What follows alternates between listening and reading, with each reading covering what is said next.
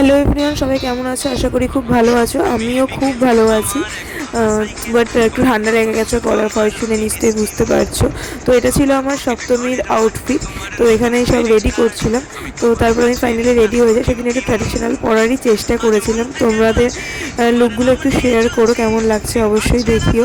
তো আমি এখানে রেডি হয়ে গেছি ফুল। তো এখানে রেডি হওয়ার পর আমি কনফিউজ ছিলাম। আমি সবসময় দুটো জিনিসের মধ্যে কনফিউজ থাকি, কোন কালারটা পরবো, দুটো কালারের মধ্যে কোন ব্যাগটা নেব। তো অ্যাজ ইউজুয়াল এইখানেও সেম, দুটো ব্যাগের মধ্যে কোনটা নেব ঠিক বুঝতে পারছিলাম না। তো যাই হোক, তারপর ফাইনালি এই হোয়াইট ব্যাগটাই নিয়ে নিয়েছে। আমার ছিল এটাই বেশি ভালো লাগছে ড্রেসটার সাথে, আউটফিটটার সাথে। তো তারপর চলে যাই মণ্ডপে, যেখানে পুজো দেখে ছোট্ট থেকে এত বড় হয়েছি, সেই পুজো একটা আলাদাই টান কাজ করে আমার কাছে। তো এখানে গিয়ে দেখি খুব সুন্দর আরতি হচ্ছিল, ঢাক বাজছিল।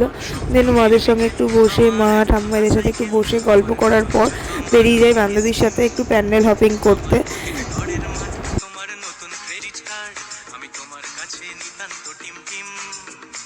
এই যে ও একটা ভয়ঙ্কর রাস্তা দিয়ে নিয়ে যাচ্ছিলো শর্টকাট নেওয়ার জন্য, রাস্তায় প্রচণ্ড ভিড় আনার জন্য।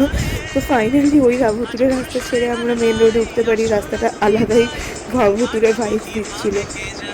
তো তারপর ফাইনালি চলে যাই মণ্ডপে। তো আমাদের বাদামতলায় এই মণ্ডপটা করেছিল, এই থিমটা, রাস্তার লাইটিংটা প্রচণ্ড ভালো করেছিল, যেখানে দাঁড়িয়ে সবাই ফটো তুলছিল। তো সমাজে তো থাকতে হবে নাকি, নাহলে তো সমাজ মেনে নেবে না, তাই আমরাও দাঁড়িয়ে একটুখানি ফটোশ্যুট করে নিই। তো তারপর খাওয়া দাওয়া করে চলে আসি। তো আমার সপ্তমীর বিকেলটা তো এইভাবেই কেটেছে। তোমাদের কেমন কেটেছে অবশ্যই জানি। দেখাবে নেক্সট কোনো ভিডিওতে। টাটা, বাই, টেক লাভ।